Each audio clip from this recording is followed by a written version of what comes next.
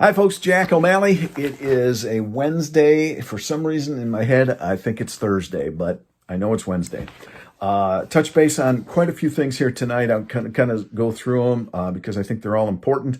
And I'll give you my 2 cents. My cat is also back in the room tonight. He was just chewing on something over there. I had to shoo him. So bear with me if I have to throw a shoe or something. All right. Let's start with the election. It's right up there. I want to comment on something yesterday in the Senate Oversight Committee with regards to the election. Chair McBroom had Chris Thomas, who is a former state elections chair.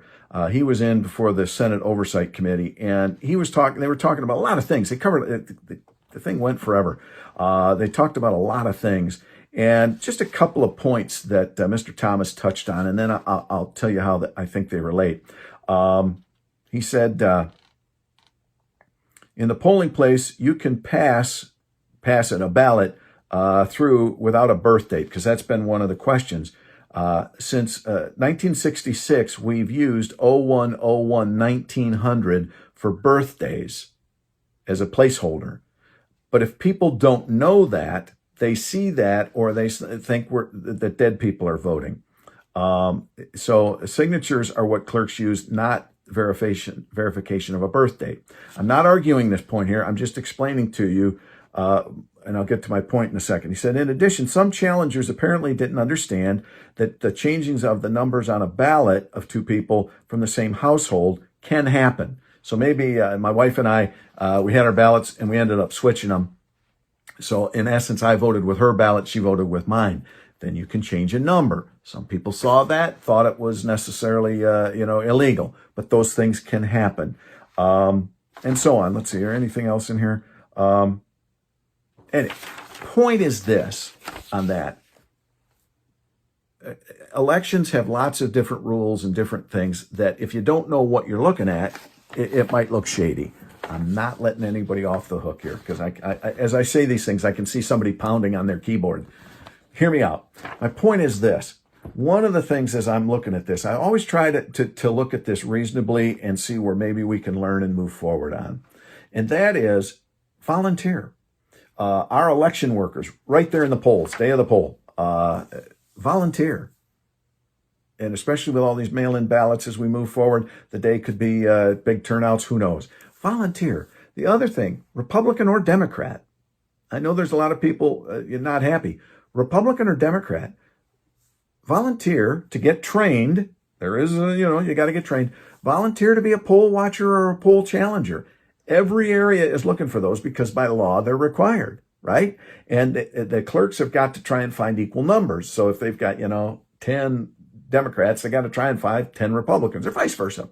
So to the best of their ability. So with all of this, plan to volunteer, get involved in the system, okay?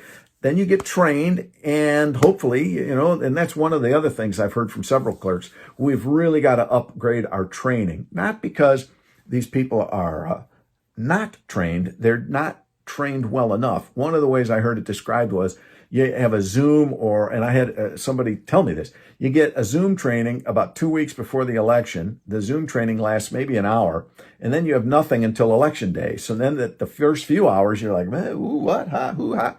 So when it comes to poll watching and poll challenging, get trained and volunteer. Okay.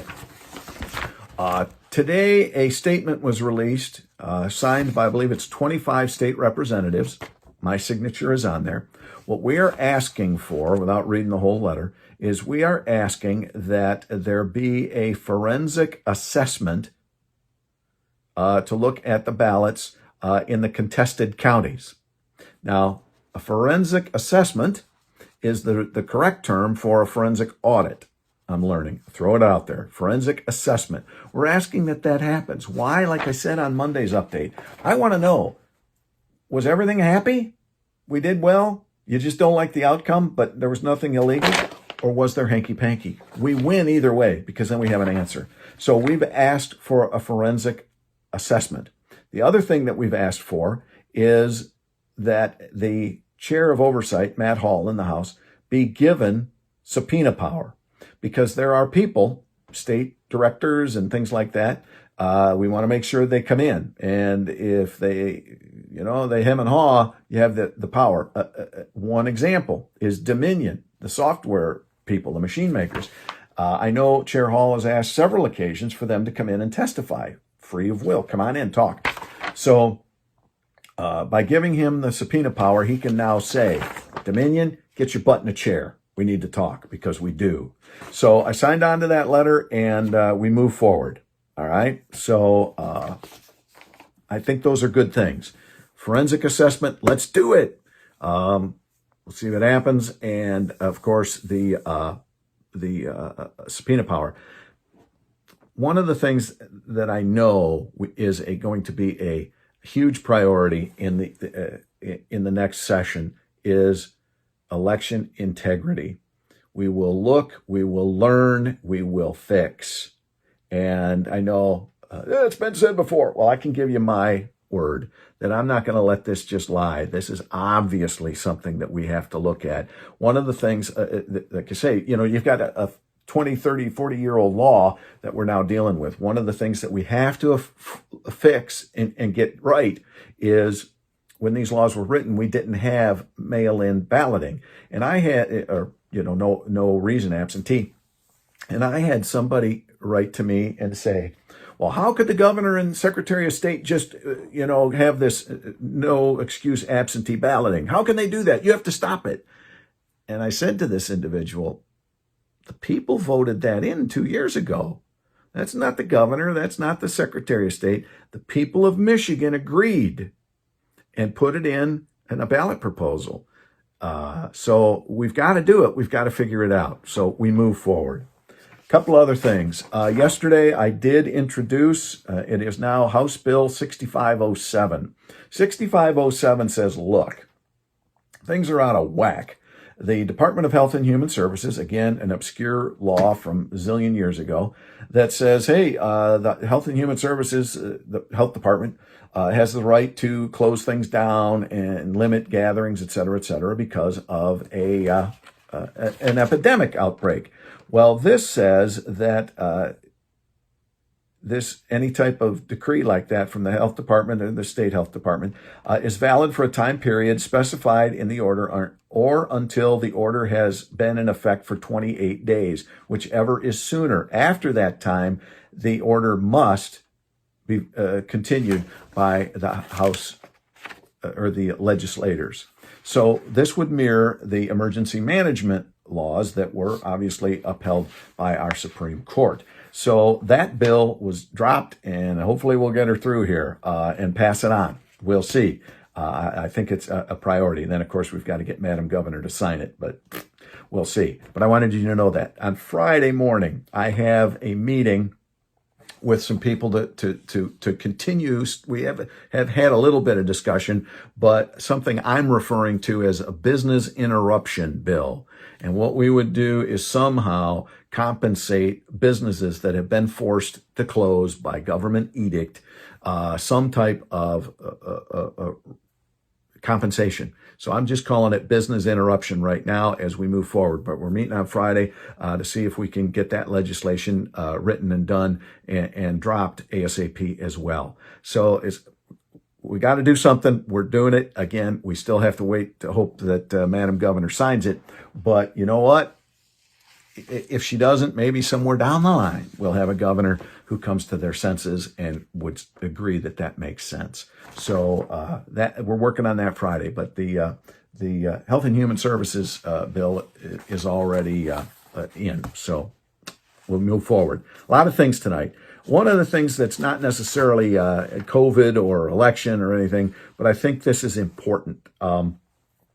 This term, there have been a lot of judicial and review and changes and fixing, decriminalizing things, not sending people to jail for simple things, fining them, holding them accountable, but not necessarily jail. Jail became kind of a default, and that costs a lot. It puts people in strange positions. It marks your record forever. So we've been looking at expungement rules, and there's been a lot of them. But one of them that was rather contentious and didn't happen, But now there is a bill, and I want to thank Senator McBroom and Representative LaFave in the House and the Senate. They've got these bills. Basically what it does, I'll be quick, is it would say if you've had one drunk driving that was not damaged, not fatal, didn't do you got tapped one time for drunk driving, and you've gone 10 years without another,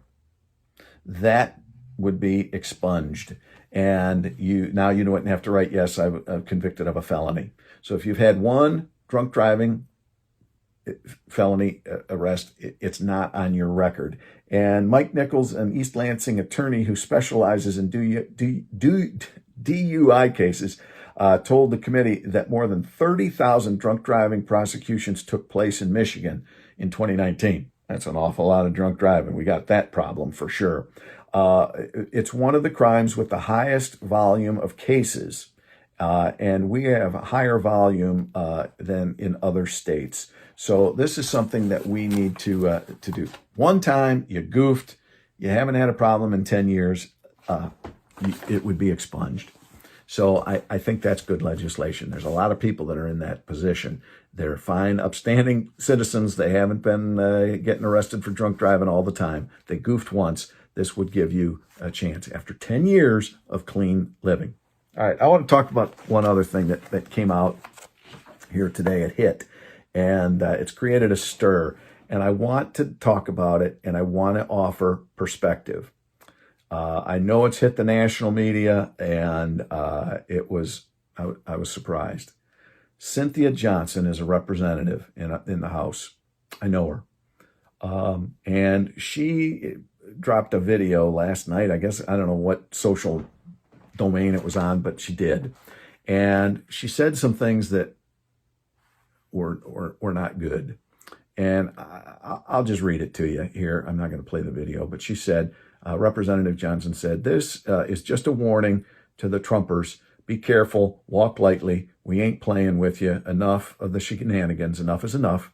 And for those of you who are soldiers, you know how to do it. Do it right. Be in order. Make them pay." So that has blown up, rightfully so.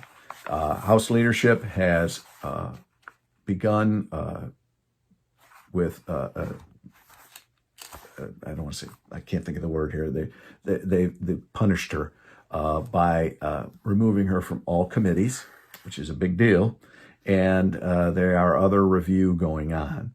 The representative, let me just say, as I said, I know Cynthia, not a smart thing to say. I think Cynthia Johnson wears her heart on her sleeve.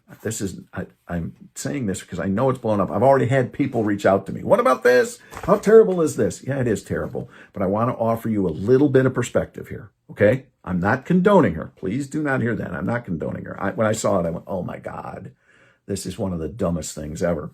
But I want to give you perspective. Cynthia wears her heart on her sleeve. And I don't mean this as a knock, but I don't think she thinks real deep. What I mean by that is, with the heart on the sleeve, she reacts. And that can sometimes have you saying some foolish things. Now, one other thing that I think is very important. Now, I quoted Representative Johnson. I am going to quote something else just for perspective. Last week, she was in the Oversight Committee with Mayor Giuliani. She asked some questions. She got a little upset, but she was a member of the committee. After that, her office was flooded with voicemails, some of them vile and disgusting and threatening. Now think about this. You're a representative, you pick up your phone, and this is a voicemail you hear. F you, B. Your time is effing coming. You'll see from the effing gallows. You'll be hanging. C word, hang up. Now, your voicemail gets flooded, and you're a person who wears your heart on your sleeve, and sometimes you don't think before you say.